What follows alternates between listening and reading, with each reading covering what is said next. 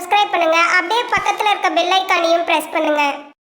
கிடைக்கும். சனி பகவான் ஜூன் 29ஆம் தேதி வக்ர நிலைக்கு போக போறாரு. அதே போல வக்ர நிவர்த்தி பார்த்தோம்னாக்கா நவம்பர் 15ஆம் தேதி வக்ர நிவர்த்தி ஆகிறாரு. சுமார் ஒரு 140 நாட்கள் சனி பகவான் வக்ர கதியில நம்முடைய ராசிக்கு நம்முடைய நட்சத்திரத்துக்கு 12ஆம் இடத்துல டிராவல் பண்ண போறாரு. பொதுவா சனி பகவான் வக்ர நிலைக்கு போறாருன்னா ஒரு இடத்துல இருந்து இன்னொரு இடத்துக்கு டிரான்சிட் ஆவாரு. பட் ஆனா இந்த டைம் பார்த்தோம்னாக்கா சனி வக்ரம் எந்த இடத்துக்கு சேஞ்சஸ் பண்ணல, அதே இடத்துல அதாவது 12ஆம் இடத்திலேயே வக்ர கதிக்கு போறாரு. இப்போ நம்மளுடைய ராசி மற்றும் நம்மளுடைய நட்சத்திரத்துக்கு 7.5 சனி காலகட்டம், 7.5 சனி நடந்துட்டு இருக்கு. 7.5 சனிலையும் விரய சனி நடந்துட்டு இருக்கு. இப்போ சனி பகவான் விரய ஸ்தானத்திலே வக்ரம் ஆகிறாரு. இது நல்லதா கெட்டதா அப்படின்னு பார்க்கும்போது நம்மளுடைய ராசி நம்மளுடைய நட்சத்திரத்துக்கு ரொம்ப ரொம்ப ஃபேவரா தான் இருக்கு. சனி வக்ரம் ஆகிறது நல்லதுதான். விரய ஸ்தானத்துல பொதுவா சனி பகவான் வக்ரம் ஆகிறது நல்லது. நேர்கதியில டிராவல் பண்றதுதான் கெடுதலான பலன்களை கொடுக்குமே தவிர வக்ர கதியில டிராவல் பண்ணும்போது கெடு பலன்கள் எதுவும் ஏற்படாமல் இருக்கும். அதாவது நன்மையான பலன்களை செய்யலைனாலும் கெடு பலன்கள் எதுவும் புதுசா எதுவும் கிரியேட் ஆகாம இருக்கும். அது ரொம்ப ஒரு முக்கியமான விஷயம். இப்போ சனி பகவான் நம்மளுடைய ராசி மற்றும் நம்முடைய நட்சத்திரத்துக்கு 12ஆம் இடத்துல வக்ர நிலை ஆகிறாரு. அதே சமயத்துல சனி பகவானுக்கு 3 விசேஷ பார்வைகள் இருக்கு. அதாவது 3ஆம் பார்வை, 7ஆம் பார்வை, 10ஆம் பார்வை. அதன் வகையில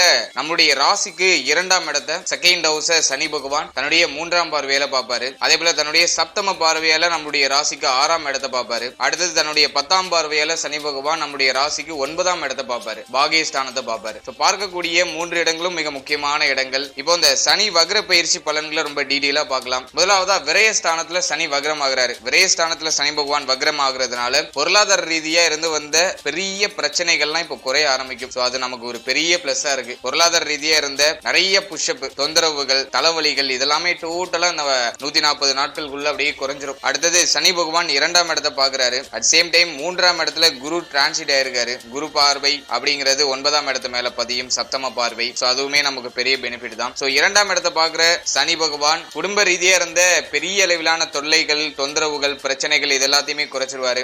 ஃபேமிலி ரீதியா இருந்த பிரச்சனைகளும் இந்த காலகட்டங்கள்ல குறைய ஆரம்பிக்கும். ஃபேமிலி சிச்சுவேஷன்ல இருந்து ஒரு நல்ல ரிலீஃப்மெண்ட் இருக்கும். அதுவுமே நமக்கு ஒரு பாசிட்டிவான சைடை காட்டுது. அடுத்து கொடுத்த வாக்கு காப்பாத்துறதுக்கு ஒரு ஏற்ற ஒரு நேரமா இருக்கும். ஏன்னா இந்த 2ஆம் இடம் அப்படிங்கிறது வாக்குஸ்தானம். வாக்குஸ்தானத்தை மேல சனி பகவான் பலம் இழந்து பாக்குறாரு. ஆகவே வந்துட்டு இந்த கொடுத்த வாக்கு காப்பாத்துறதுக்கு ஒரு சரியான நேரமா இருக்கும். கொடுத்த வாக்கு காப்பாத்தணும்னு சில முயற்சிகள்லாம் எடுப்பீங்க.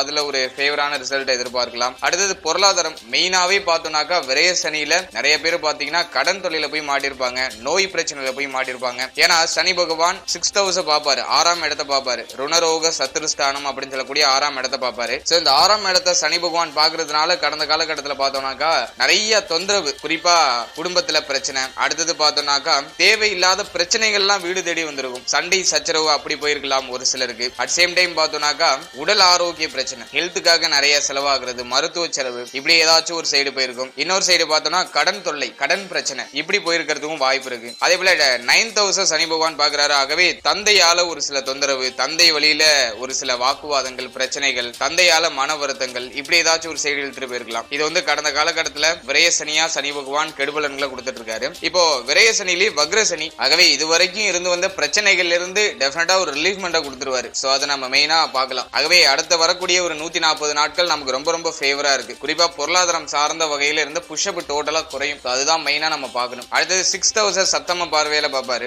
இது வந்து இந்த கடன் பிரச்சனையில இருந்து வெளில கொண்டு வரும். இந்த நேரத்துல நிறைய பேர் கடனை கட்டி முடிக்கணும்னு சில முயற்சிகள் எடுப்பீங்க. ஆகவே கடன் தொந்தரவு, கடன் பிரச்சனையில இருந்து வெளில வரதுக்கு ஒரு ஏற்ற நேரமா இருக்கும். ஆகவே இந்த அடுத்த வரக்கூடிய ஒரு 140 நாட்கள் கடன் சார்ந்த சிந்தனை போகும். கடன் தொல்லைகளை கட்டி முடிக்கணும்னு சொல்லிட்டு சிந்தனைகள் எல்லாம் போகும். கடன் பிரச்சனை எல்லாம் கட்டி முடிப்பீங்க. அதுல இருந்து ஒரு நல்ல ரிலீஃப்மெண்ட் கிடைக்கும். அடுத்தது பார்த்தோம்னா உடல் ஆரோக்கிய பிரச்சனை ரீதியா பாதிக்கப்பட்டிருக்கவங்களுக்கு இப்போ ஒரு நல்ல ரிலீஃப்மெண்ட் கிடைச்சிடும். அடுத்த 140 நாட்கள்ல ஹெல்த் ரீதியா நல்ல ரிசல்ட் இருக்கும். ஹெல்த் ரீதியா இருந்த பாதிப்புகள், பிரச்சனைகள்லாம் இப்போ ஒரு முடிவுக்கு வந்துடும். அது நம்ம ஒரு கிரேட்டான ஒரு ரிசல்ட்டா பார்க்கலாம். அடுத்தது இது வரைக்கும் இருந்த வம்பு, வழக்கு, பிரச்சனை, தேவையில்லாத மனக்கசப்பு, அக்கம் பக்கத்துல இருந்த சண்டை சச்சரவுகள் இதெல்லாமே விலகி ஒரு அந்யோன்யமான ஒரு சூழ்நிலை அப்படிங்கிறது இந்த நேரத்துல கிடைக்க ஆரம்பிக்கும். மேலும் நம்மளை எதிர்த்தவங்க, நம்மளுக்கு எதிரி மாதிரி தெரிஞ்சவங்க எல்லாம் இப்போ ஒண்ணு நண்பன் ஆயிடுவாங்க, அப்படி இல்லைன்னா விலகிப்பாங்க. அது மெயினான ஒரு விஷயமா இருக்கு. நமக்கு தடை தாமதம் அப்படிங்கிறது இந்த காலகட்டங்கள்ல பெருசா இருக்காது. நம்ம என்ன நினைக்கிறோமோ அதை செய்யலாம். அதுக்கு ஒரு கிரேட்டான ஒரு டைம் பீரியடா இருக்கும். அட் சேம் டைம் பார்த்தோன்னா குரு தேர்ட் ஹவுஸ்ல பொசிஷனா இருக்காரு. ஸோ அதை மட்டும் கொஞ்சம் நம்ம வாட்ச் அவுட் பண்ணிக்கணும். 3ஆம் இடத்துல குரு இருக்கிறது பெருசா ஃபேவர் இல்ல.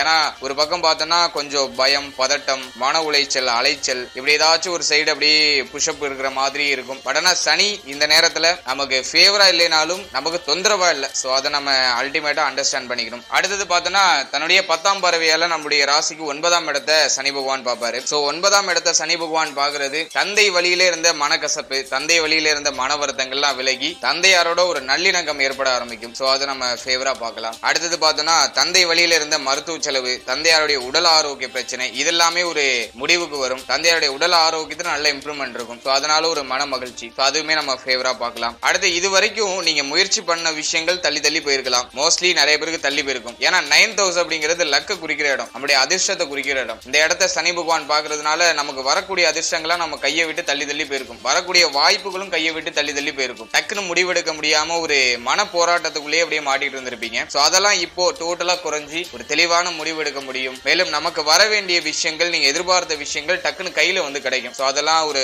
ஃபேவரான ஒரு விஷயமா இருக்கு இந்த சனி வக்ர பயிற்சியில. அடுத்தது நம்ம மெயினா பார்த்தோம்னா கெரியர், நம்முடைய தொழில், உத்தியோகம், இதெல்லாம் எந்த அளவுக்கு சப்போர்ட் பண்ணுது அப்படின்னு பார்க்கும்போது இந்த சனி வக்ர பயிற்சியில மோஸ்ட்லி நிறைய பேருக்கு தொழில் உத்தியோக ரீதியா நல்ல இம்ப்ரூவ்மெண்ட் இருக்கும். ஏன்னா செலவுகள்லாம் கொஞ்சம் கண்ட்ரோல் ஆகும். தேவையில்லாத விரை செலவுகள், தண்ட விரை செலவுகள்லாம் டோட்டலா கண்ட்ரோல் ஆகுது. அவை பொருளாதாரத்தை கொஞ்சம் சேமிக்க முடியும். அட் சேம் டைம் பார்த்தோம்னாக்கா அந்த சம்பள உயர்வு, பதவி உயர்வு, அதெல்லாம் இந்த காலகட்டங்களில் எதிர்பார்க்கலாம். மேலும் அந்த தொழில் உத்தியோகம் இது சார்ந்த வகையில எதிர்பார்த்துட்டு இருக்கவங்க, அது சார்ந்த வகையில முயற்சிகள் எடுத்துட்டு இருக்கவங்களுக்கு இந்த நேரத்துல நல்ல ரிசல்ட் கிடைக்கும். உத்தியோகம் இல்லாதவர்களுக்கு உத்தியோக வாய்ப்பு, தொழில் இல்லாதவர்களுக்கு தொழில் வாய்ப்புலாம் அமைஞ்சிடும்.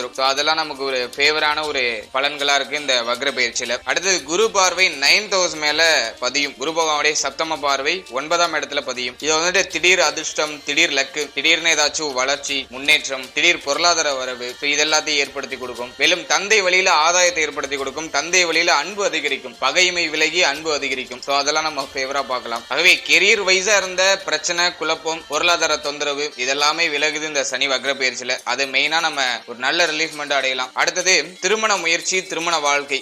இதுக்கு தான் நம்ம கொஞ்சம் யோசிச்சு கொஞ்சம் பொறுமையா நகர்த்துறது சிறப்பு. சனி பகவானால பெருசா தொந்தரவு இல்ல. ஆனா ஃபர்ஸ்ட் ஹவுஸ்ல இருக்கிற ராகு, 7th ஹவுஸ்ல இருக்கிற கேது, பிளஸ் வந்து 3rd ஹவுஸுக்கு போய் பொசிஷனா இருக்க குரு, இது கொஞ்சம் வீக்கா இருக்கு. ஆகவே இந்த திருமண முயற்சியில இருக்கிறவங்க, திருமண முயற்சி பண்ணிட்டு இருக்கவங்க எல்லாம் கொஞ்சம் ஸ்லோவா டிராவல் பண்றது நல்லது. கொஞ்சம் பொறுமையா அந்த விஷயங்களை நகர்த்துறது சிறப்பான பலன்களை கொடுக்கும். டக்குன்னு ஒரு முடிவு எடுக்க வேண்டாம். உங்களுடைய ஜாதகமும் உங்க பார்ட்னருடைய ஜாதகமும் நல்லா பொருந்துதா அப்படிங்கறத நல்லா அனலைஸ் பண்ணிக்கோங்க. சோ அது மெயினா பார்க்கணும். ஏன்னா ராகு கேது கிராஸ் ஆயிருக்காங்க. ஃபர்ஸ்ட் ஹவுஸ்ல ராகு இருக்கும்போது முடிவு தெளிவா எடுக்க முடியாது. குறிப்பா அந்த திருமண முயற்சி, திருமண வாழ்க்கை சார்ந்த வகையில அதுல ஏதாச்சும் ஒரு சில மன வருத்தங்கள் ஏற்படுறது வாய்ப்பு இருக்கு. அதுல கொஞ்சம் அவேர்னஸா இருக்கணும். அட் சேம் டைம் இன்னொரு விஷயத்தையும் மைண்ட்ல வச்சுக்கணும். நமக்கு வந்து குரு பலம் பெருசா இல்ல. 3rd ஹவுஸ்ல போயிட்டு குரு மறைஞ்சிருக்காரு. ஆகவே நீங்க சூஸ் பண்ற பார்ட்னருக்கு குறைந்தபட்சம் குரு பலமாச்சு இருக்கிற மாதிரி பாத்துங்க. கோச்சார ரீதியா குரு கொஞ்சம் ஃபேவரான இடத்துல இருக்கிற மாதிரி பார்த்து பண்ணிக்கிறது சிறப்பு. அடுத்தது பார்த்தோம்னா திருமணமானவர்களுக்கு இந்த காலகட்டம் ஒரு ஃபேவரான ஒரு காலகட்டமா இருக்கும். வாழ்க்கையினுடைய ஏற்பட்ட பொருளாதாரம் சார்ந்த விஷயங்கள் ஏற்பட்ட பிரச்சனைகளுக்கு ஒரு முடிவு கிடைச்சிடும். அட் சேம் டைம் ஃபர்ஸ்ட் ஹவுஸ்ல இருக்கிற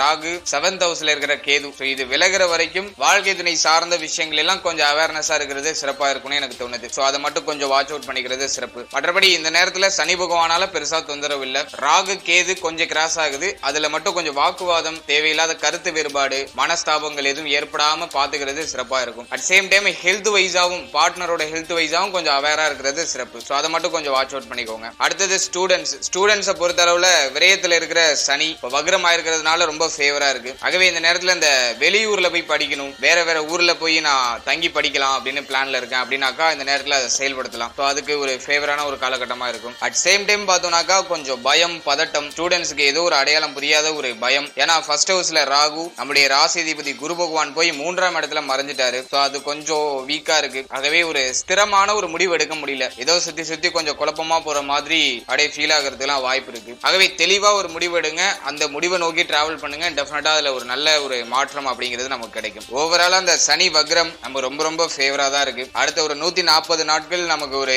ஃபேவரான பலன்கள்லாம் கிடைக்கும். குறிப்பா பொருளாதாரம் சார்ந்து நல்ல ரிலீஃப்மெண்ட் இருக்கும். சோ அது மட்டும் மெயினா நம்ம பார்க்கலாம். நவம்பர் 15ஆம் தேதி வரைக்கும், அதாவது ஜூன் 29ல இருந்து நவம்பர் 15 வரைக்கும் 140 நாட்கள் சனி பகவானால பெருசா எந்த தொந்தரவும் இருக்காது. ஆகவே இந்த டைம் பீரியட்ல தடைப்பட்ட விஷயங்கள்லாம் திரும்ப ரீஸ்டார்ட் ஆக ஆரம்பிக்கும். மேலும் நீங்க எதிர்பார்த்த விஷயங்கள் கையில கிடைக்க ஆரம்பிக்கும். குறிப்பா குறிப்பா பொருளாதாரம் சார்ந்து ஏற்பட்ட முடக்கங்கள், பொருளாதாரம் சார்ந்து தடைப்பட்ட விஷயங்கள் அதெல்லாம் திரும்ப ரீஸ்டார்ட் ஆக ஆரம்பிக்கும். சோ அதுல நல்ல ஒரு வெற்றி இந்த ஒரு காலகட்டத்துல கிடைக்கும். வாழ்த்துக்கள். ஓகே, இப்போ அடுத்ததா ஒரு சின்னதா ஒரு கிளியரிட்டி உங்களுக்கு கொடுத்துறேன். இது வரைக்கும் நீங்க பார்த்த பலன்கள் எல்லாமே ஜஸ்ட் ஒரு ஜெனரல் ப்ரெடிக்ஷன் தான், ஒரு பொதுவான பலன்கள் தான். இது உங்களுடைய பர்சனல் ஹெராஸ்கோப்புக்கு தகுந்த மாதிரி நிறைய சேஞ்சஸ் ஆகிறது வாய்ப்புகள் இருக்கு. பர்டிகுலரா ஒரு சில சேஞ்சஸ் அப்படிங்கிறது இருக்கும் டெஃபினட்டா. மேலும் உங்களுக்கு நடக்கக்கூடிய தசாபுக்திகள், உங்களுடைய சுய ஜாதகத்துல இருக்கக்கூடிய கிரகங்களுடைய அமைப்புகள், இது சார்ந்த வகையில ஒரு சில மாற்றங்கள் அப்படிங்கிறது டெஃபினட்டா இருக்கும். ஆகவே ரொம்ப முக்கியமான விஷயங்கள்லாம் செயல்படுத்த போறீங்க, இந்த நேரத்தில் செயல்படுத்தியே ஆகணும். அப்படிங்கிற பட்சத்துல உங்களுடைய பர்சனல் ஹெராஸ்கோப்போ உங்களுடைய குடும்ப ஜோதிடத்தை கொடுத்து ஒரு வாட்டி அனலைஸ் பண்ணிட்டு நடக்கிற தசாபுக்தி ஃபேவரா இருக்கா, நீ எது சம்பந்தமான விஷயங்கள் ரிலீஃப் ஆகும்னு நினைக்கிறீங்களோ அது சம்பந்தமான விஷயங்கள நமக்கு ஃபேவரான பலன்கள்லாம் கிடைக்குமான்னு ஒரு வாட்டி அனலைஸ் பண்ணிக்கோங்க.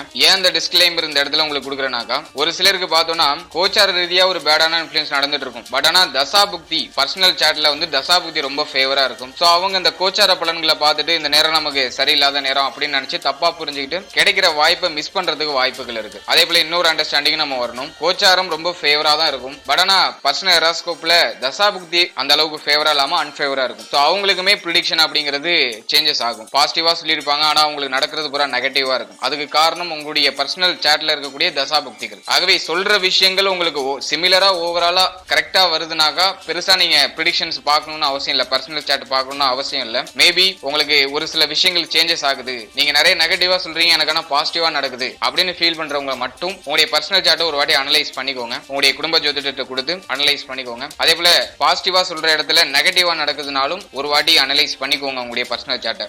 மேலும் தகவலுக்கு எங்க சேனலை மறக்காம சப்ஸ்கிரைப் பண்ணுங்க. நன்றி.